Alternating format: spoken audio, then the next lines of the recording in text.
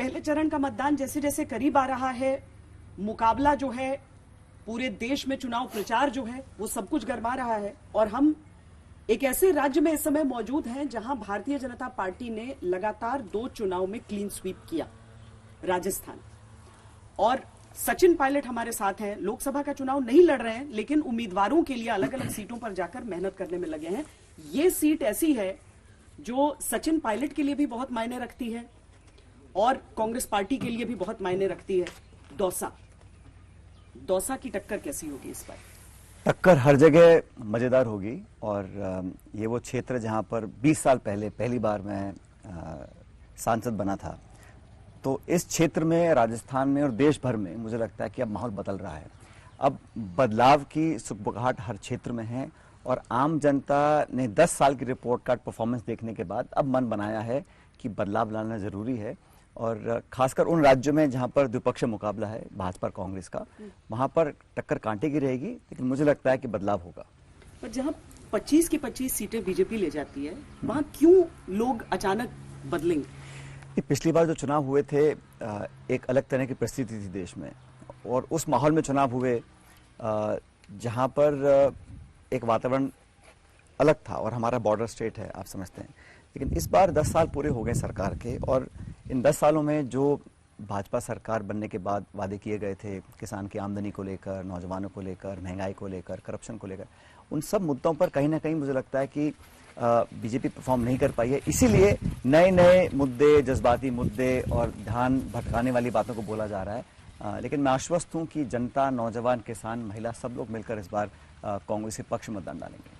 पिछली बार आप कह रहे हैं इमोशंस के कारण, पुलवामा का जिक्र आप कर रहे हैं, उसके बाद जो एयर स्ट्राइक हुआ था, वो भी एक कारण था, लेकिन लोग समय देना चाहते थे। देखिए, जनता सरकार को एक मौका देना चाहती है, लेकिन 2 बार पूर्ण बहुमत की सरकार बनने के बाद भी जो जमीनी हालात थे लोगों के, जो जो नागरिक है उसके जीवन को हम क्या बेहतर बना पाए हैं, भाषण, विज्ञापन, इश्तिहार, प्रोपेगेंडा, स्पीच, जुमले, आश्वासन, मैनिफेस्टो, संकल्प पत्र, वो सब सुनते सुनते 10 साल, एक दशक हो गया।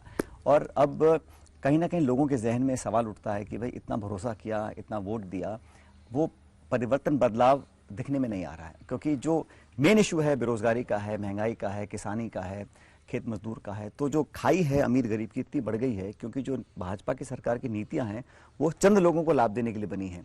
तो जो जीडीपी ग्रोथ हो रहा है, जो $5 ट्रिलियन इकोनॉमी की बात कर रहे हैं, उसका जो शुद्ध लाभ है वो बहुत सीमित एक क्षेत्र और लोगों तक पहुंच रहा है। अधिकांश लोग उससे वंचित हैं। और सचिन जी, इसी राजस्थान में आप लोग विधानसभा का चुनाव हार गए थे। हम जो चुनाव हारे, आप सही कह रहे हैं, लेकिन जो वोट डिफरेंस था वो 1 या 1.5% का था। और हम जब पहले चुनाव हारते थे राजस्थान में तो हम बहुत लंबा पिछड़ते थे। इस बार हम लोग 70 जीते हैं 200 में से, और मैंने कहा ना 1.5 या 1% का डिफरेंस था। और ये बात सही है कि मध्य प्रदेश में, छत्तीसगढ़ में, राजस्थान में हम लोग सरकार नहीं बना पाए, लेकिन कहीं पर भी ऐसा नहीं है कि मुकाबला कांटे का नहीं था या हम लोग बहुत पिछड़ गए थे। हम तो चुनाव जीते, कर्नाटक में, हिमाचल में जीते, तेलंगाना में जीते। तो कांग्रेस पार्टी चुनाव जीती भी है, कई जगह हारी भी है। पूरी ताकत लग रही है चुनावों में, पूरी ताकत से काम कर रहे हैं। और ये उस वातावरण चुनाव हो रहा है जहां पर एक लेवल प्लेइंग फील्ड नहीं मिल रहा है। विपक्ष के लोगों को टारगेट किया जा रहा है, खातों को सीज किया जा रहा है, मुख्यमंत्रियों को डिटेन किया जा रहा है, और कहीं ना कहीं एक दबाव और प्रतिशोध की राजनीति हावी हो रही है। उसका भी एक नेगेटिव इफेक्ट मतदाताओं के जहन में पड़ रहा है। पर आपको सबसे बड़ा खतरा बीजेपी देखती है राजस्थान में, विधानसभा चुनावों में भी यही था। कार्रवाई अगर वाकई रंजिश की होती तो सचिन पायलट भी उसकी जद में आते।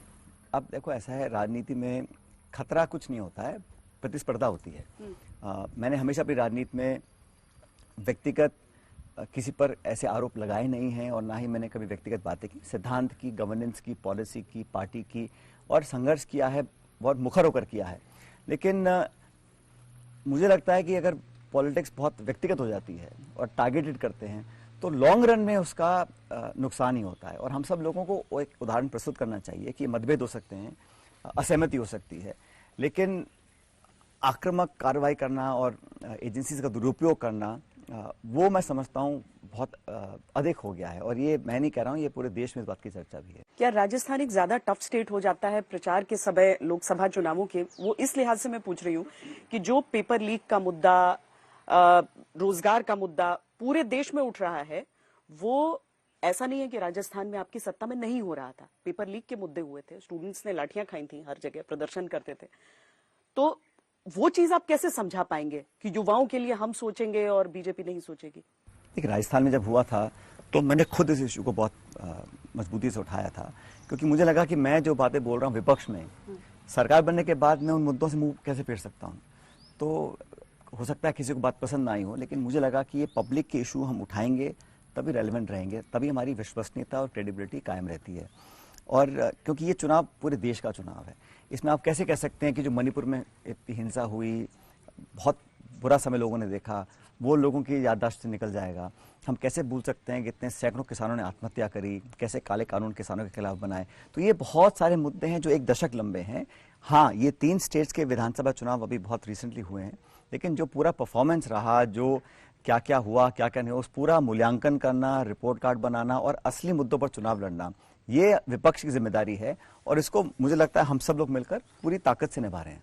बीजेपी ने अपना संकल्प पत्र पेश किया मोदी की गारंटी के नाम से। किसानों का आंदोलन भी चला कि एमएसपी को लेकर कानून बनाया जाए, लेकिन बीजेपी स्पष्ट है कि जिस रास्ते पर उसे चलना है वो चल रही है। एमएसपी को लेकर उसने ऐसी कोई ऐसी गारंटी कानून के हिसाब की नहीं दी है। लेकिन ये आश्वासन तो श्वेता जी बीजेपी सरकार ने दिया था। जब आंदोलन को विड्रॉ करने की बात आई थी तो उन्होंने आश्वस्त किया था हम इस पे एक कानूनी फ्रेमवर्क बनाएंगे। और मुझे खुशी है कांग्रेस वो पहली पॉलिटिकल पार्टी है जिसने एमएसपी पर कानून बनाने का आश्वासन अपने मैनिफेस्टो में लिखा है और अपने पब्लिक में घोषणा करी है।